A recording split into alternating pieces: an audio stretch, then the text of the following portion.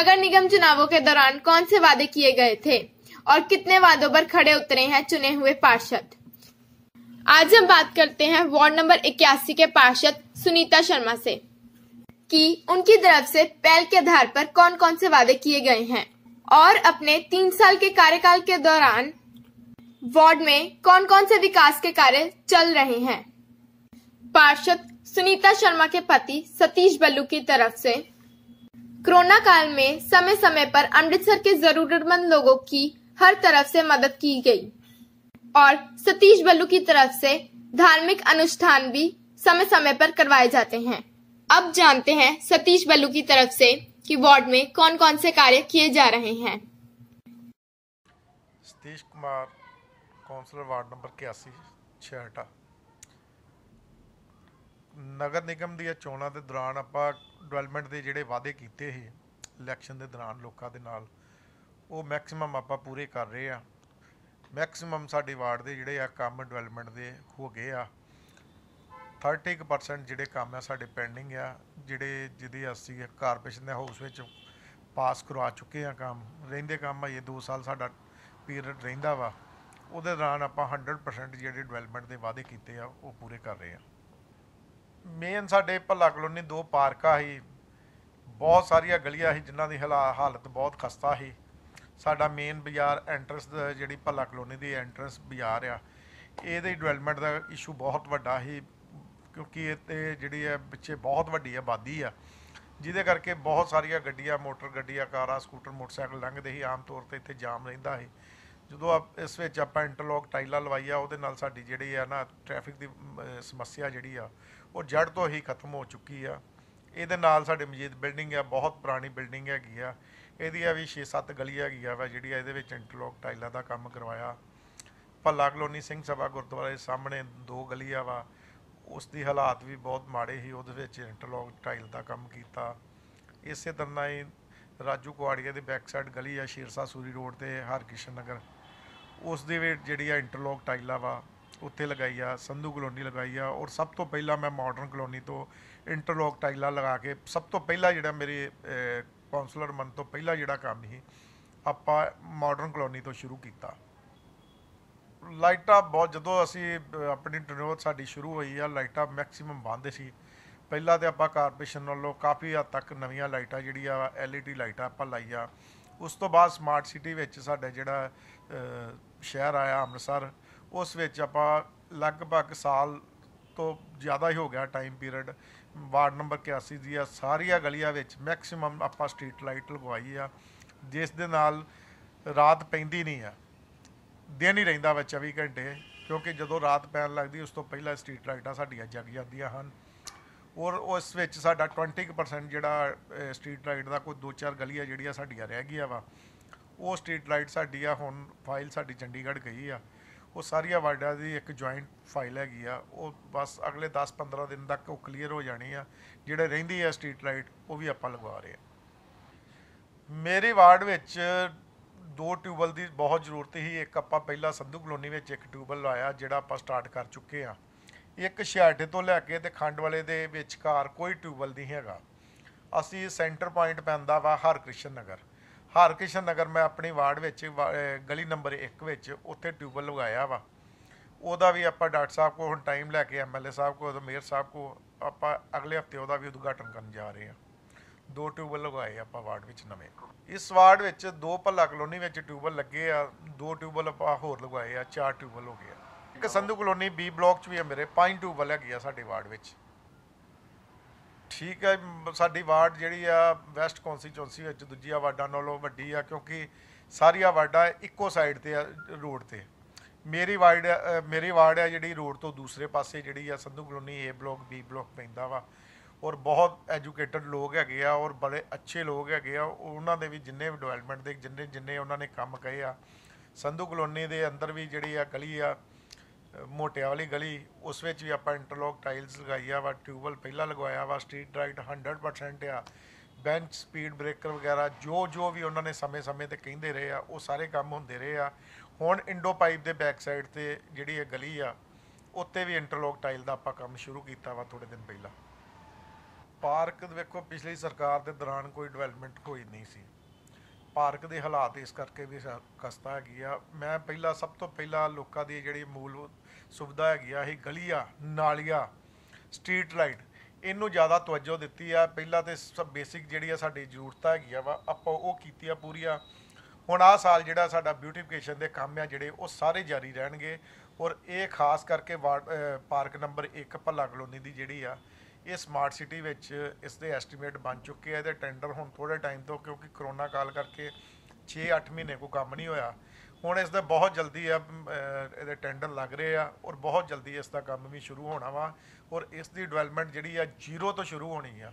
ਸਾਰੀ ਨਵੀਂ ਬਿਲਕੁਲ ਨਵੇਂ ਤਰੀਕੇ ਨਾਲ ਨਵੇਂ ਪਾਰਕ ਬਣੇਗੀ। ਇਸ ਵਿੱਚ ਗਰਿੱਲਾਂ ਨਵੀਆਂ ਲੱਗਣਗੀਆਂ, ਸਾਰੀ ਬਾਉਂਡਰੀ ਵਾਲ ਨਵੀਂ ਹੋਏਗੀ, ਨਵੀਆਂ ਗਰਿੱਲਾਂ ਲੱਗਣਗੀਆਂ, ਇਸ ਵਿੱਚ ਝੂਲੇ ਲੱਗਣਗੇ। ਬਹੁਤ ਅੱਛੇ ਜਿਹੜੇ ਪੌਦੇ ਆਪਾਂ ਇਸ ਵਿੱਚ ਲਗਾ ਰਹੇ ਆ ਔਰ ਬਹੁਤ ਕਲਰਫੁਲ ਲਾਈਟਿੰਗ ਜਿਹੜੀ ਆ ਇਸ ਵਿੱਚ ਲੱਗ ਰਹੀ ਹੈ। ਐਸਾ ਐਸਟੀਮੇਟ ਵਿੱਚ ਸਾਰਾ ਸਾਡਾ ਬਣਿਆ ਹੋਇਆ ਵਾ।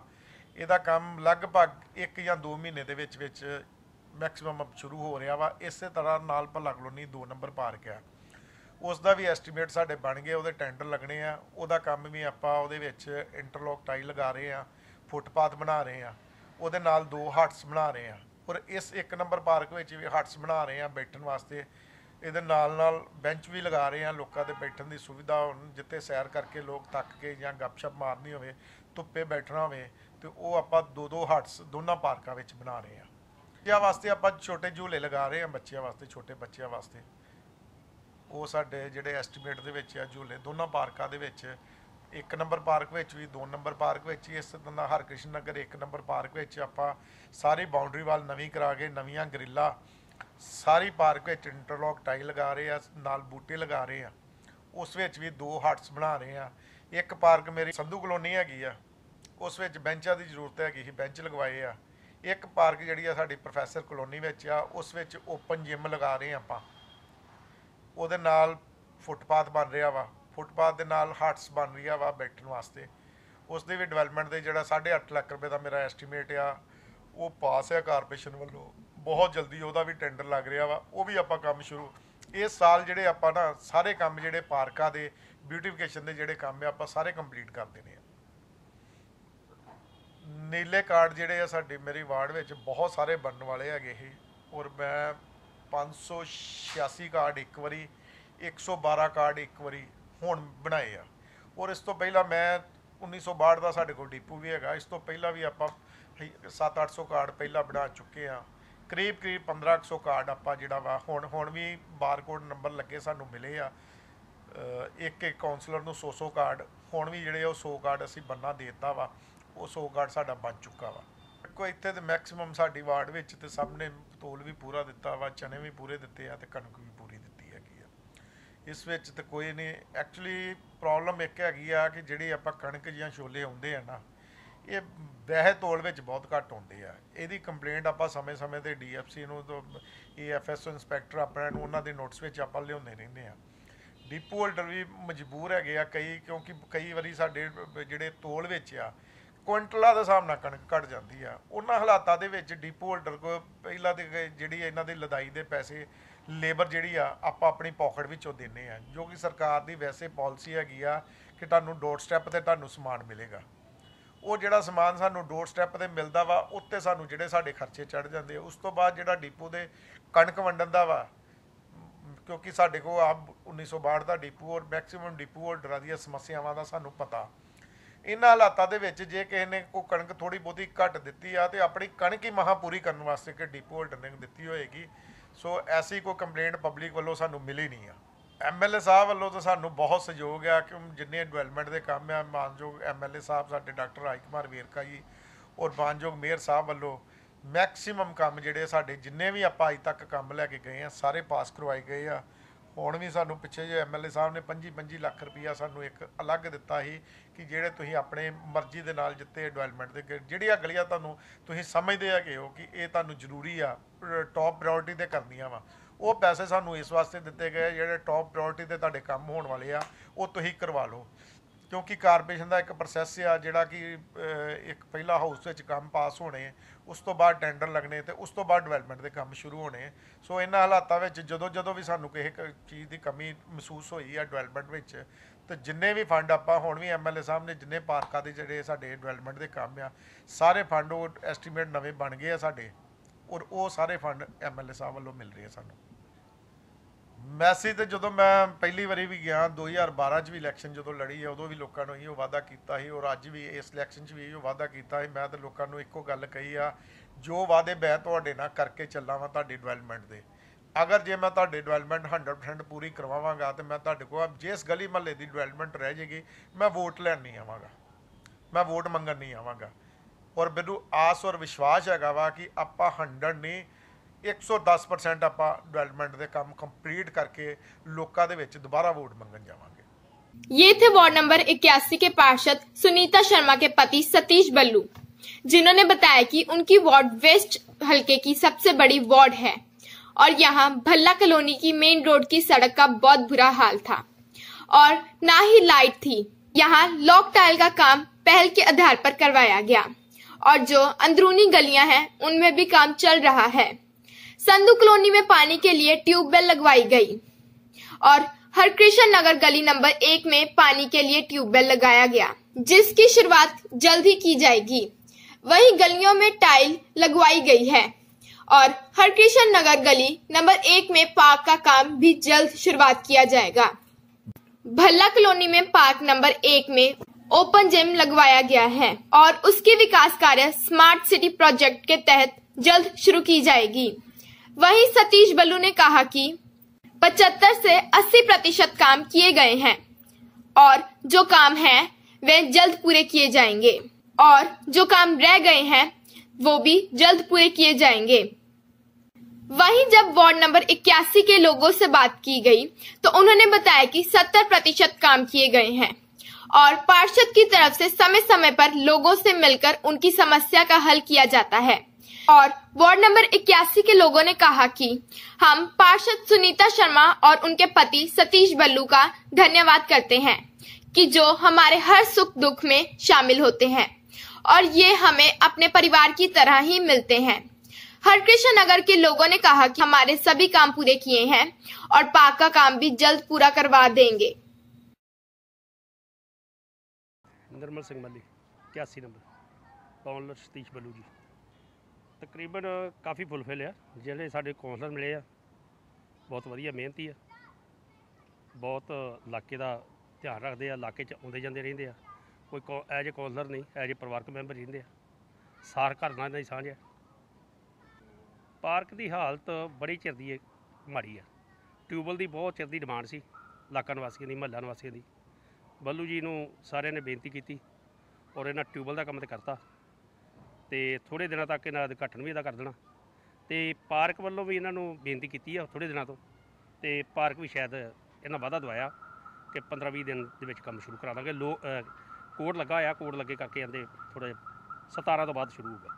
ਪਹਿਲੇ ਸਾਹਿਬ ਤੇ ਘੱਟ ਹੀ ਦਰਸ਼ਨ ਹੁੰਦੇ ਆ, ਲੇਕਿਨ ਕਾਉਂਸਲਰ ਦੇ ਸਾਨੂੰ ਦਰਸ਼ਨ ਪੂਰੇ ਹੁੰਦੇ ਰਹਿੰਦੇ ਆ। ਰਕੇਸ਼ ਥਾਪਰ ਰਿਟਾਇਰਡ ਤਹਿਸੀਲਦਾਰ ਇਲੈਕਸ਼ਨ, ਉਹਦੇ ਵਿੱਚੋਂ ਮੇਰਾ ਖਿਆਲ 90% ਤੇ ਪੂਰੇ ਹੋ ਗਏ ਆ, 10% ਰਹਿ ਗਏ ਆ। ਉਹਦੇ ਵਿੱਚ ਖਾਸ ਕਰਕੇ ਆਪਣੀ ਆ ਪਾਰਕ ਆ ਜਿਹੜੀ ਹਰਕ੍ਰਿਸ਼ਨ ਨਗਰ ਦੀ, ਇਹ ਪੈਂਡਿੰਗ ਰਹਿ ਗਈ ਆ। ਬਾਕੀ ਆਲਮੋਸਟ ਤੇ ਸਾਰਾ ਕੰਮ ਹੋ ਗਿਆ।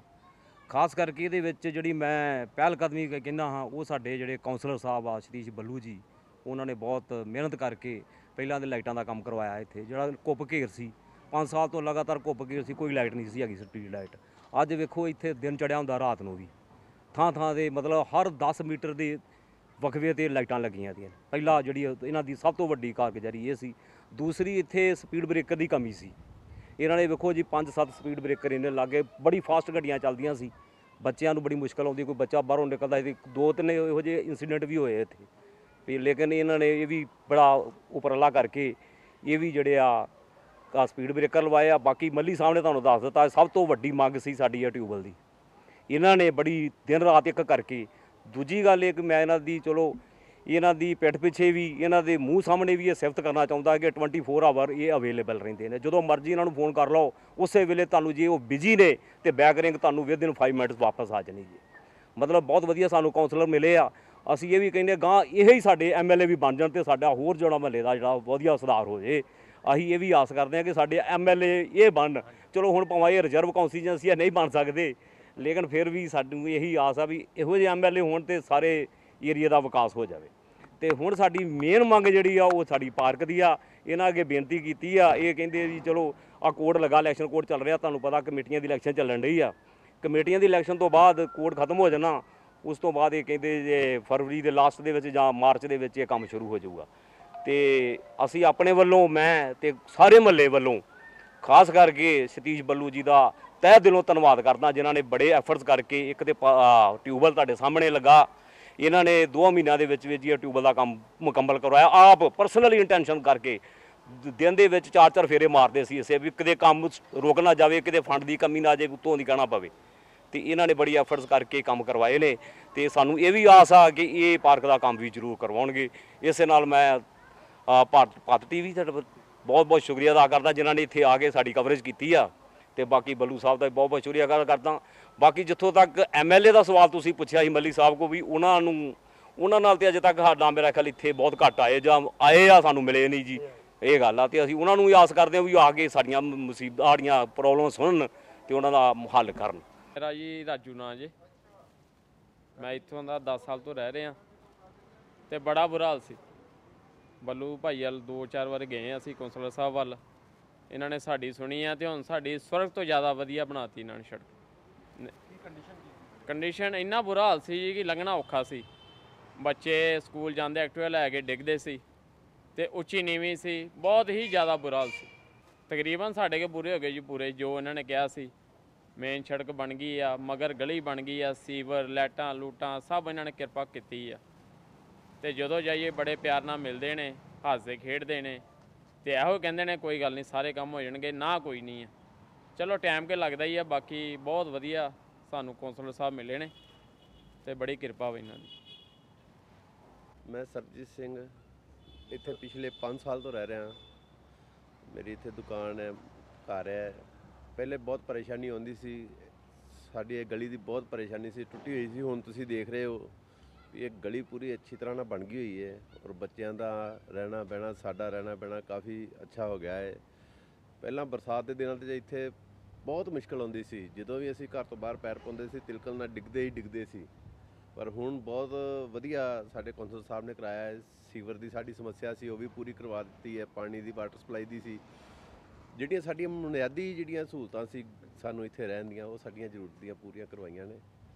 ਜਿਹੜੀ ਇੱਕ ਅੱਧੀ ਰਹਿ ਗਈ ਹੈ ਉਹ ਵੀ ਇਹਨਾਂ ਨੇ ਕੀਤਾ ਵਾਅਦਾ ਵੀ ਜਲਦੀ ਹੀ ਪੂਰੀ ਹੋ ਜਾਏਗੀ। ਬਾਕੀ ਬਹੁਤ ਵਧੀਆ ਕੰਮ ਕਰਵਾਇਆ ਸਾਡੇ ਏਰੀਏ ਦੇ ਵਿੱਚ ਇਹਨਾਂ ਨੇ ਸਾਰਿਆਂ ਦਾ, मैं इन्हों दा बहुत धन्यवादी हां। भारत टाइम्स के लिए साई खन्ना के साथ प्रदीप जैन की रिपोर्ट।